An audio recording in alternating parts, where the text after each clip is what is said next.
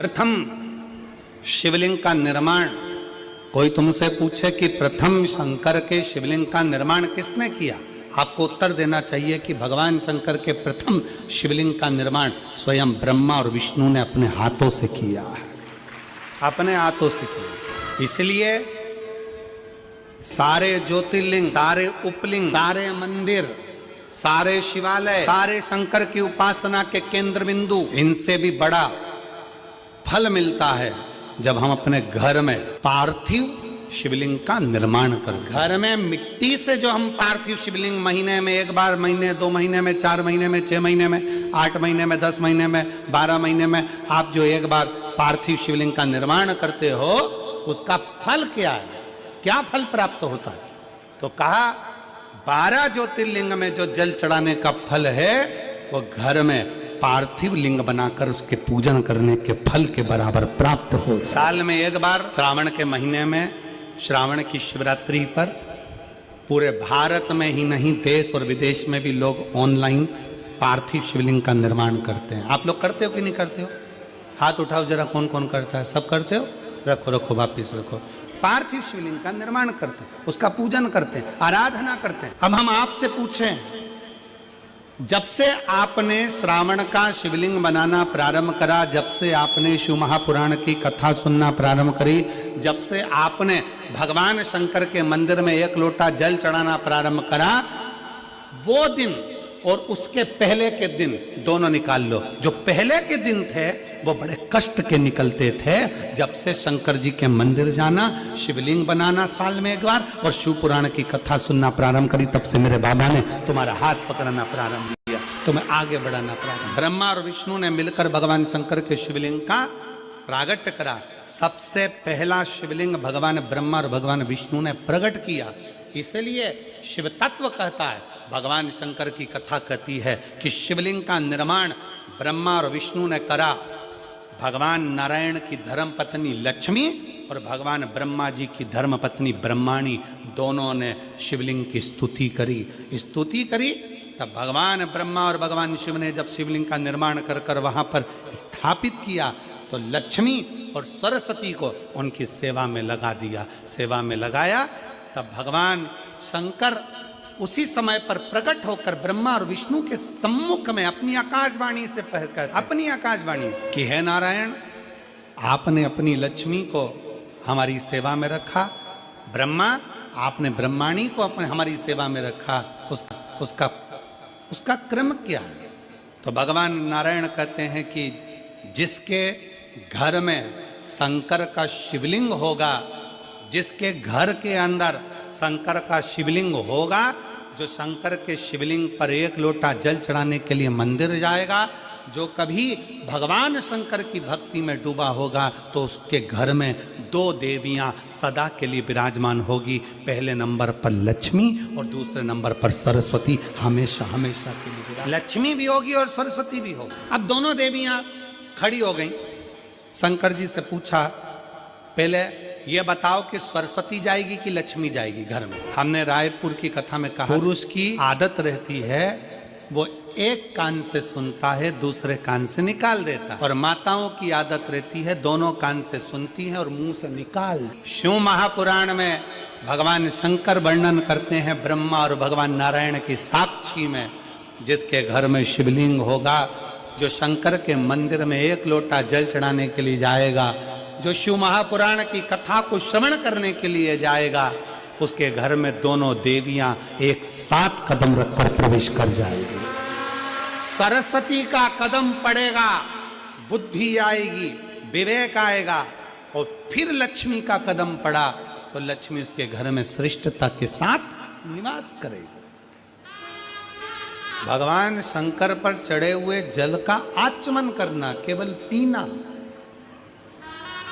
3 ताप को समाप्त कर दो, चाहे वो कायिक हो, वाचिक हो, मानसिक हो, कैसा भी ताप। और यदि कोई तुमसे कह दे कि शंकर जी पे चढ़ा हुआ जल नहीं पीना चाहिए, तो उन महाराज जी के चरणों को प्रणाम करो और उनसे कहो अच्छे से शिव पुराण पढ़ो, तुम अच्छे से पढ़ो। आज एक बात हाले कोसा की इस भूमि से कहना चाहूंगा, हो सकता है कि कई लोगों को काली मिर्ची लग जाए, क्योंकि हमारी बात की जरा काली मिर्ची लोगों को ज्यादा लग। कई मिशनरी वालों ने, कई बोलने वालों को तैयार किया है, क्योंकि अब उनको मालूम है कि पूरे भारत में गांव गांव में शंकर जी की पूजन चालू हो गई है। वापिस सनातन धर्म जागृत हो गया और अब ये टूट नहीं रहा। सबको मालूम पड़ गया कि गांव गांव में शंकर जी का मंदिर हो गया। शंकर जी के मंदिर लोग जाना चालू कर दिए, शिव जी को जल चढ़ाने लगे, घर घर में शंकर की पूजन करने लगे, घर के अंदर शिवलिंग रखने लगे, घर के अंदर शंकर का पूजन करने लगे, लोग एक लोटा जल चढ़ाने लगे। तो टेंशन बढ़ गया। तो उन्होंने कई लोगों को तैयार करा कि हम तुमको मुँह मांगा पैसा देंगे, तुम्हें बस एक काम करना है कि कैसे भी शंकर जी के मंदिर में जाने वालों को भड़काना है कि शंकर पे चढ़ा जल मत पियो, शंकर के मंदिर मत जाओ, एक लोटा जल मत चढ़ाओ। और जो तुमको ऐसा विवेक दे, बुद्धि दे कि शंकर पे चढ़ा हुआ जल नहीं पीना चाहिए, उसको शिव महापुराण गीता प्रेस गोरखपुर की उठाओ, विद्येश्वर संहिता पढ़ाओ। विद्येश्वर संहिता में लिखा है शंकर पे चढ़े हुए जल का आचमन करने से 3 ताप चले जाते हैं। और शंकर भगवान पे चढ़ा हुआ प्रसाद खाना तो दूर, मात्र प्रसाद का दर्शन हो जाए तो व्यक्ति को अश्वमेध यज्ञ का फल प्राप्त हो जाता है। शंकर भगवान का प्रसाद खाना तो बहुत दूर, शंकर जी पे चढ़े हुए प्रसाद का मात्र दर्शन हो जाए तो व्यक्ति को यज्ञ अश्वमेध यज्ञ का फल प्राप्त। शिव जी पे चढ़े हुए प्रसाद का मात्र दर्शन, खाना तो बहुत दूर की बात। सारे देवताओं का प्रसाद रात भर रखा सकता है, सारे देवताओं का प्रसाद 2 दिन 5 दिन 6 दिन बाद खा सकते हो, 8 दिन बाद खा सकते हो। शंकर जी के प्रसाद का तो इतना महत्व है कि शिव जी का प्रसाद पूरी रात भी नहीं रखा था। शंकर जी के चढ़े हुए प्रसाद को तो रात से पहले खाना पड़ता है। ये 16 सोमवार के उद्यापन में लिखा है। आप में से किसी ने 16 सोमवार करें, संकट सोमवार करें? हाथ उठाओ जरा, किस किस ने करें? करें आप लोगों ने? रखो। तो मेरी बहनों ने, मेरी जीजियों ने, मेरे जीजाओं ने, मेरी बेटियों ने, मेरी बेटाओं ने, मेरी माताओं ने, मेरे भाई ने, जिन्होंने 16 सोमवार के व्रत करे हैं, संकट सोमवार का व्रत करा, उसमें लिखा है कि प्रसाद का हिस्सा रात भर नहीं रखा रहता। उद्यापन का प्रसाद भी रात के पहले समाप्त करना पड़ता है, प्रसाद को रात भर नहीं। इतना महत्व होगा कि सारे देवताओं का प्रसाद 2 दिन 5 दिन 4 दिन 3 दिन रख सकते हो, पर शंकर जी का चढ़ा हुआ प्रसाद तो तुरंत खाओ, 1 मिनट की भी देरी मत करो। क्यों? क्योंकि शंकर जी का प्रसाद जितनी जल्दी खा लेते हैं उतना हमारे जीवन का सारा दुख समाप्त हो जाता है। दुख, डॉक्टर क्या कहते हैं? डॉक्टर क्या बोलते हैं? जब बीमारी आती है तो डॉक्टर कहते हैं ये गोली बिल्कुल आज से ही चालू कर दो, अध्ययन करो। ब्रह्मा और विष्णु जी से कह दिया भगवान ने कि ये लक्ष्मी, ये सरस्वती, ये लक्ष्मी, ये सरस्वती दोनों सेवा में लगी हैं। हम फल देना चाहते हैं कि आज जो शंकर के शिवलिंग की आराधना करेगा, पूजन करेगा, उसके घर में 2 देवियां सदा सदा विराजमान रहेंगी। पहली सरस्वती, दूसरे नंबर पर लक्ष्मी, उनके घर में सदा विराजमान। सरस्वती और लक्ष्मी। एक देवी का फूल होता है, शायद मुझे उम्मीद है कि आप सब जानते होंगे। एक देवी का फूल होता है जिसको जायसोन या गूलर का फूल भी कहते हैं, घंटी वाला फूल भी कहते हैं, लाल कलर का होता है। काय का बोलते हैं इधर? गुड़र का फूल, जायसोन का फूल लाल कलर का होता है, जिसमें घंटी निकली रहती है एक छोटी सी, उसमें पीले पीले पीले पीले ताने रहते। अगर मान लो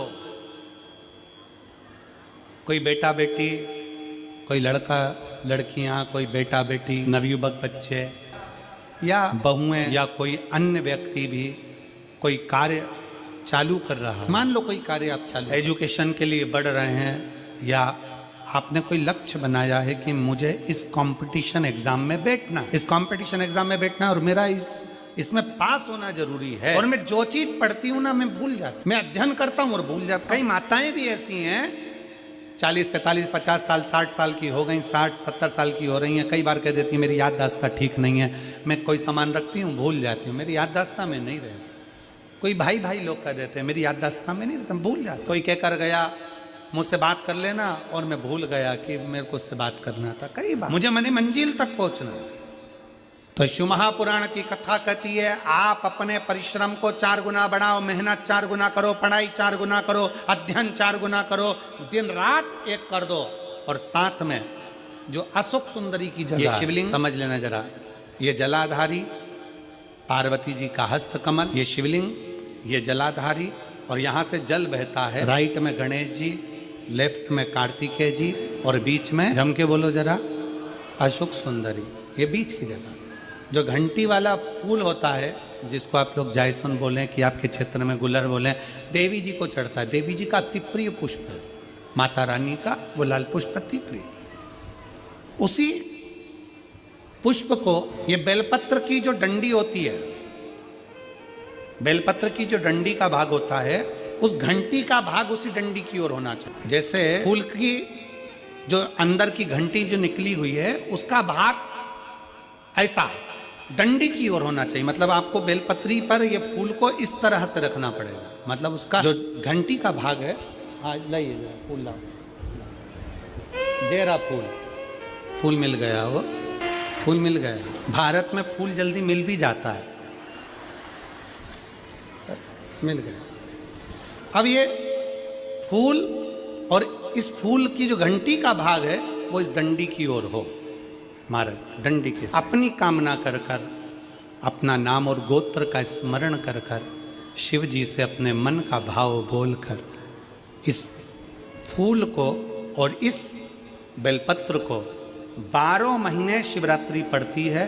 किसी भी शिवरात्रि पर अशोक सुंदरी वाली जगह पर, शंकर के शिवलिंग की ओर जो अशोक सुंदरी की जगह है, वहाँ पर डंडी और घंटी का मुख शिवलिंग की ओर होते हुए उस बेलपत्र को समर्पित करो। कब करना है? पहले 1 लोटा जल समर्पित कर कर, फिर ये बेलपत्र अपनी कामना कर कर, बाबा से विनय कर कर, बाबा मेरा ये कंपटीशन एग्ज़ाम है, मैं पढ़ूंगी, 4 गुना मेहनत करो, अध्ययन करो, अच्छी पढ़ाई करो, दिल से पढ़ो, रात दिन एक कर दो, और 1 घंटी का पुष्प, 1 बेलपत्र, जब तक तुम्हारा एग्जाम ना आए, 4 महीना, 5 महीना, 3 महीना, प्रत्येक शिवरात्रि, हर महीने शिवरात्रि आती है, प्रत्येक शिवरात्रि पर समर्पित करो। आप अपने लक्ष्य तक पहुंचोगे ही, कोई रोक नहीं सकता। आप अपने लक्ष्य तक, अपनी मंजिल तक पहुंचे ही जाओगे। बोल बम का नारा है। आइए भक्तों, आज सुनते हैं तुलसी माता की चालीसा। यह चालीसा सुनने से होती है हर रोगों से मुक्ति, मिलती है सुख समृद्धि का आशीर्वाद। तो एक बार बोलिए प्रेम से विष्णु भगवान की जय, तुलसी माता की जय, भगवती माता की जय। श्री तुलसी महारानी करो विनय सिरनाय, जो मम हो संकट विकट दीजे मात नसाय। नमो नमो तुलसी महारानी, महिमा अमित न जाए बखानी। दियो विष्णु तुमको सम्माना, जग में छायो सुयस महाना। विष्णु प्रिय जय जयंती भवानी, तिहु लोक की हो सुख खानी। भगवत पूजा करे जो कोई, बिना तुम्हारे सफल न हो। जिन घर तब नहीं होए निवासा, उस पर करे विष्णु नहीं वासा। करे सदा जो तब नित सुमरन, ते ही के काज होए सब पूरन। कार्तिक मास महात्म्य तुम्हारा, जाको जानत सब संसारा। तब पूजन जो करे कुमारी, पावे सुंदर वर सुकुमारी। करे जो पूजा नित प्रति नारी, सुख संपत्ति से होए सुखारी। वृद्धा नारी करे जो पूजन, मिले भक्ति होवे पुलकित मन। श्रद्धा से पूजे जो कोई, भव निधि से तर जावे सोई। कथा भागवत यज्ञ करावे, तुम बिन नहीं सफलता पावे। छायो तब प्रताप जग भारी, ध्यावत तुम्हि सकल चितधारी। तुम्हि मात यत्र तंत्र में, सकल काज सीधे होवे क्षण में। औषधि रूप आप हो माता, सब जग में तब यश विख्याता। देव ऋषि मुनि और तपधारी, करत सदा तब जय जयकारी। वेद पुराणन तब यश ज्ञाया, महिमा अगम पार नहीं पाया। नमो नमो जय सुख कारिणी, नमो नमो जय दुख निवारिणी। नमो नमो सुख संपत्ति देनी, नमो नमो अख काटन छेनी, नमो नमो भक्तन दुख हरनी, नमो नमो दुष्टन मद छेनी, नमो नमो भव पार उतारनी, नमो नमो परलोक सुधारिनी, नमो नमो निज भक्तन उबारिनी, नमो नमो जन काज सवारिनी, नमो नमो जय कुमति नशावनी, नमो नमो सब सुख उपजावनी। जयति जयति जय तुलसी माई, ध्याऊ तुमको शीश नवाई, निर्जन जानी मोहि अपनाओ, बिगड़े काज आप बनाओ, करूँ विनय मैं मात तुम्हारी, पूर्ण आशा करूँ हमारी, शरण चरण कर जोड़ी मनाओ, निस दिन तेरे ही गुण गाऊं, करहु मात यश अब मोह पर दाया, निर्मल होए सकल मम काया, मांगू मात या बर दीजे, सकल मनोरथ पूर्ण कीजे, जानू नहीं कुछ नेम उचारा, क्षमहु मात अपराध हमारा, 12 मास करे जो पूजा, ताशम जग में और न दूजा, प्रथम ही गंगा जल मंगवावे, फिर सुंदर स्नान करावे, चंदन अक्षत पुष्प चढ़ावे, धूप दीप नैवेद्य लगावे, करे आचमन गंगा जल से, ध्यान करे हृदय निर्मल से, पाठ करे फिर 40 की, स्तुति करे मात तुलसी की, यह विधि पूजा करे हमेशा, ताके तन नहीं रहे कलेशा, करे मास कार्तिक का साधन, शोभे नित्य पवित्र सिद्ध होई जाई, है यह कथा महा सुखदाई, पढ़े सुने सो भव तर जाई, यह श्री तुलसी चालीसा, पाठ करे जो कोई, गोविंद सो फल पावही, जो मन इच्छा होई। तो एक बार बोलिए प्रेम से विष्णु भगवान की जय, तुलसी माता की जय, भगवती माता की जय, सर्वदेवी देवताओं की जय।